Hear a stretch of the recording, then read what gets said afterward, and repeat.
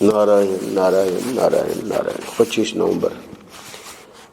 सरल है, जब तक कामना है तब तक ईश्वर का दर्शन नहीं। जहाँ आवश्यक होगा वहाँ व्याख्या कर दूंगा और 6:15 बजे पूरा कर देंगे।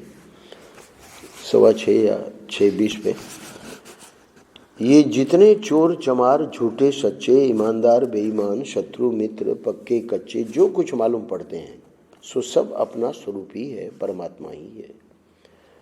यानी अभी अंत में जो अधिष्ठान और ये अध्यास वेदांत के दोनों शब्द हैं, तो अधिष्ठान कहते हैं परमात्मा को, और इसके अंदर अधिष्ठान में परमात्मा में जितना ये सब कुछ दिखाई दे रहा है, चोर चमार झूठे सच्चे ईमानदार बेईमान शत्रु मित्र पक्के कच्चे जो कुछ मालूम पड़ता है, यानी इसकी लिस्ट का कोई अंत नहीं है।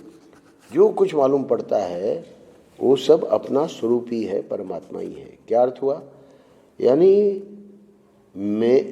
जैसे मैं अपने लिए कह सकता हूँ कि मेरा मन ही स्वप्न बना हुआ था, तो ऐसे ही परमात्मा जो है वही ये सब बना हुआ है, उसी में ये सब वैभव मैंने बताया।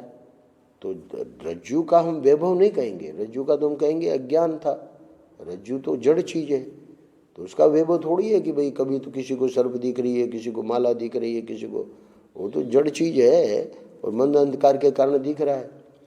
पर ईश्वर परमात्मा जो है वो तो चेतन है, तो चेतन होने के कारण उसका वैभव है। ये क्या वैभव है कि जब तक हमारा, यानी इस जागृत से हम अपने, बहुत ध्यान से सुनना, जब तक हम इस जागृत से अपने स्वरूप में नहीं जागेंगे,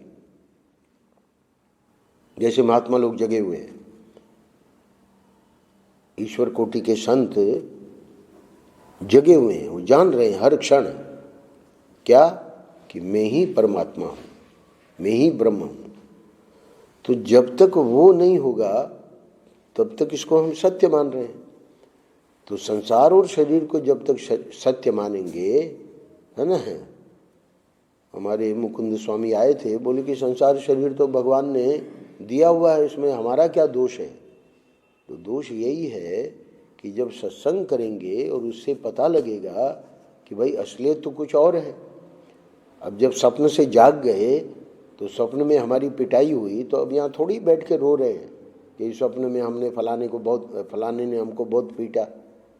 तो इसलिए ये जागने की महिमा है, परमात्मा का वैभव है कि परमात्मा को जिसने जान लिया वो जान रहा है कि ये सब परमात्मा का वैभव है, स्वरूप है, यानी परमात्मा ही इन सब रूपों में है।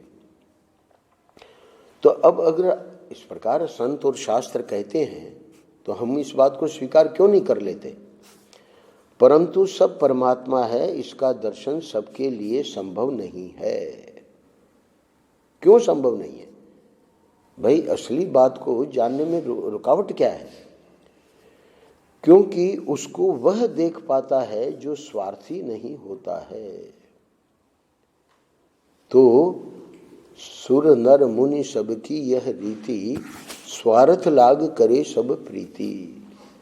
तुलसीदास जी ने सबको स्वार्थी बताया, देवता लोगों को भी, मनुष्यों को भी, और यहाँ तक कि मननशील, यानी जो घर छोड़ के और अपना सब साधन भजन कर रहे हैं, जब तक उनको वो स्थिति प्राप्त नहीं होगी जो ईश्वर कोटि के संतों को प्राप्त है, तब तक उनका भी स्वार्थ है। उनका स्वार्थ और लोगों के स्वार्थ से कम है, इतना ही कहना पड़ेगा, है ना। और वो निस्वार्थ हैं, वो तो बात तब बनेगी जब उनको वो जो ज्ञान है वो ज्ञान उनका अनुभव हो जाएगा। संसार में सत्य के विपरीत ले जाने वाली कोई वस्तु यदि है तो वह कामना है। स्वार्थ में हमारी जो कामना है, यानी कि शास्त्रों में आया है कि ईश्वर की भी, कि मुझे ईश्वर प्राप्त होवे। प्रहलाद जी ने वहाँ बताया भगवान को, नरसिंह भगवान ने कहा कि तुम वर मांगो। बोले कि बस ये वर आप क्यों दे रहे हैं? क्योंकि कोई कामना होगी तभी तो हम वर मांगेंगे। बोले कि आप ऐसा हमको वर दे दो कि कामना ही न रहे। आदमी दुनिया में झूठ क्यों बोलता है? कि सोचता है कि अगर सच बोलेंगे तो हमारे मन के मुताबिक काम नहीं होगा। अपनी कामना पर जब चोट पड़ती दिखती है तब आदमी ईमानदारी से और सत्य से विचलित हो जाता है।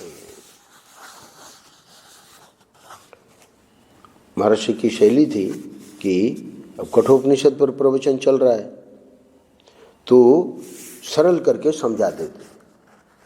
दो मित्र यात्रा कर रहे थे, रास्ते में बड़ा भारी जंगल, कैसे रात बिताएं।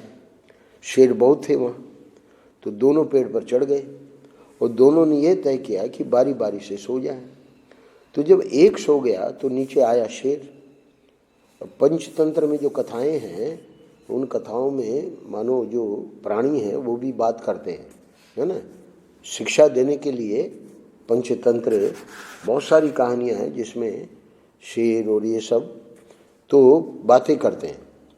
तो उसने जो जग रहा था उससे कहा कि यह जो तेरी गोद में सिर रखकर सोया है यह तेरा दुश्मन है, उसको तू ढकेल दे, मैं तुमको अपना खजाना दूंगा।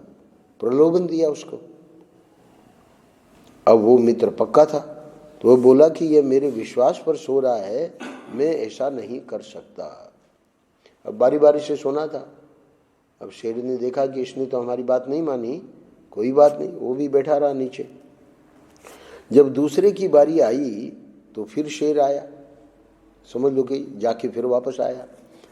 अच्छा, और शेर ने फिर वही बात कही तो वह आ गया शेर की बात में, अरे खजाना मिल रहा है ना, तो अब ये गिर गया यहाँ मर भी जाएगा तो कोई हमारे ऊपर थोड़ी आएगा। शेर इसको कहा जाएगा कि भाई मित्र ने धक्का दिया था, किसको पता लगेगा, यहाँ तो हम दो ही हैं।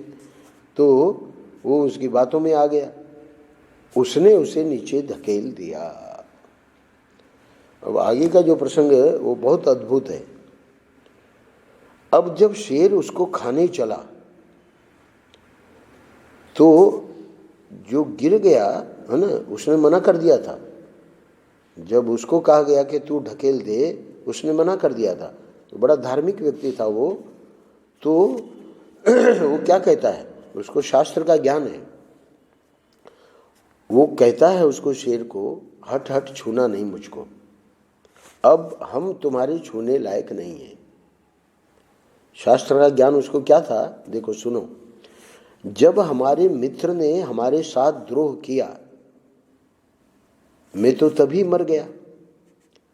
हम ये कैसे मर गया, कैसे, उसको आगे समझा रहे महर्षि। हमारा मित्र हमारी रक्षा का वादा करके टल गया, उसके सारे पुण्य जल गए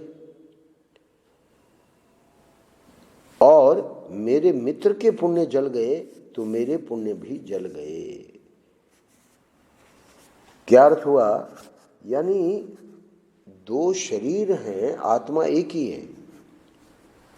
तो आत्मा एक ही है मतलब जब मित्र हम शब्द प्रयोग करते हैं, है ना, तो इसका अर्थ है कि वो ये थोड़ी कि इसका तो पुण्य पाप बाकी है और इसका, तो उस दृष्टि से कह रहा है ये कि अब मैं तेरे छूने लायक नहीं रहा। शेर बड़ा बुद्धिमान था तो कह रहा है, आगे कहते हैं महर्षि कि अब मैं किसी काम का नहीं हूँ। इतना सुनते ही शेर ने उसे छोड़ दिया, मतलब शेर चला गया। तो ये तो है पंचतंत्र की कथा। तो संसार के लोग लोभ, चोरी, यानी इसमें बता क्या रहे हैं कि वो खजाने के लोभ में उसने उसको धक्का दे दिया।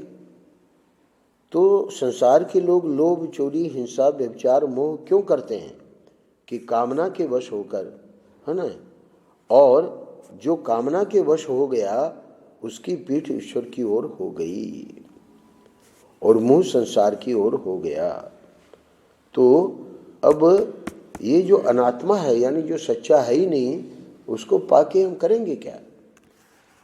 स्वप्न में हमको समझो किसी ने लिफाफा दिया, बोले स्वामी जी इसमें 5 लाख रुपया है, हमने संभाल के अलमारी में भी रख दिया, पर वो हमारे क्या काम का, जागे तो कुछ नहीं। तो ऐसे ही जब परमात्मा की ओर पीठ हो गई, संसार की ओर मुंह हो गया, तो हमारा ही मनुष्य जन्म लेना ही बेकार है। जिसको ये चाहिए, ये चाहिए, ये चाहिए, दुनिया की छोटी छोटी चीज़ों में जिसकी कामना फंसी पड़ी है, वह बार बार वहीं वहीं उत्पन्न होगा। बहुत अद्भुत है ये ठाकुर जी की जो सृष्टि है, उसमें है ना, पुनरपि जननम पुनरपि मरणम पुनरपि जननी जठरे शयनम।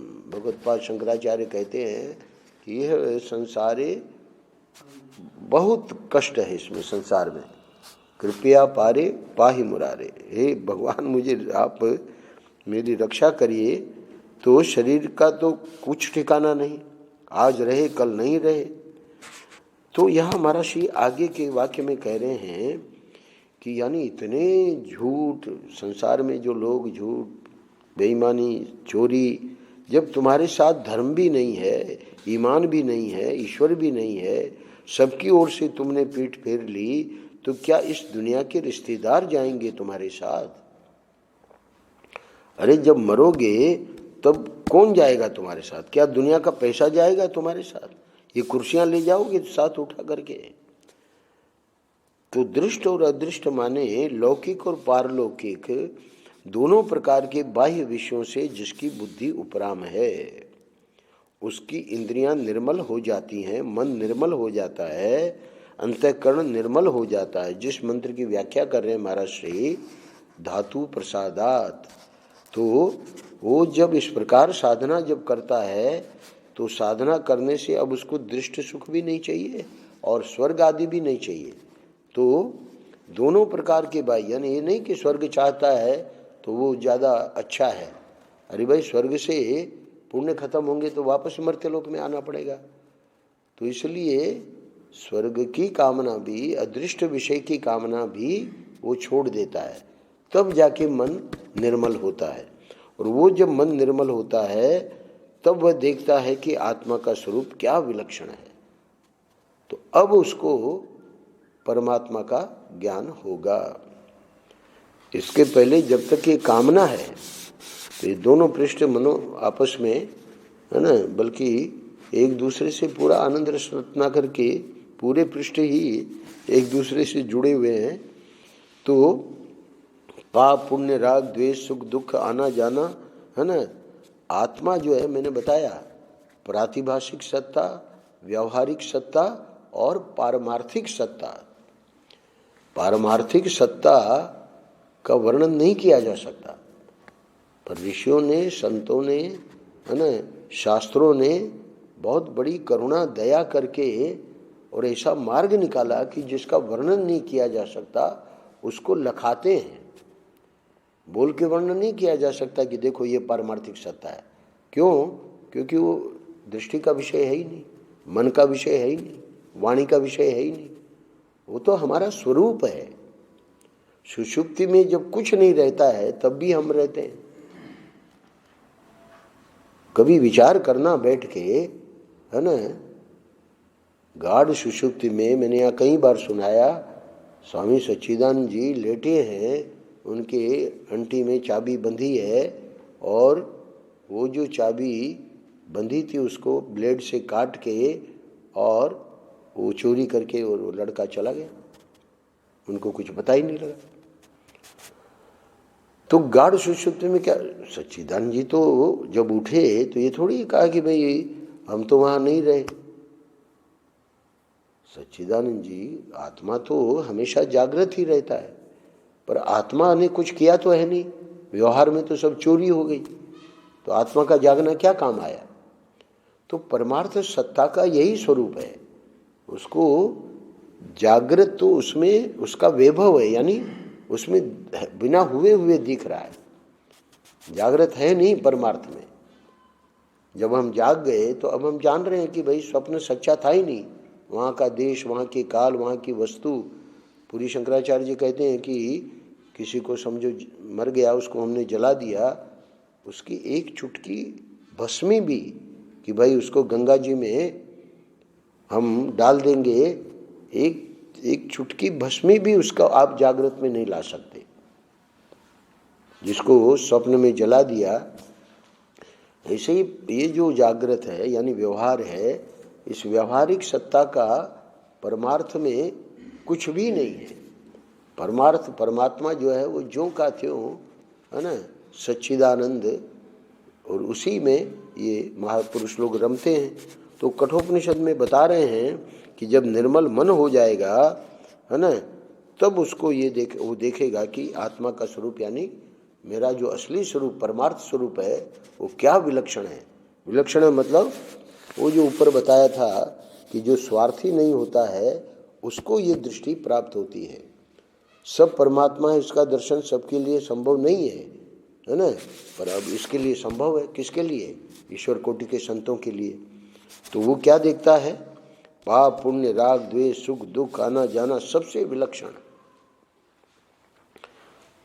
पर ये महर्षि कहते हैं कि जब तक कामना होगी तब तक ये आत्मदर्शन नहीं होगा। नारायण नारायण नारायण नारायण। श्री राम।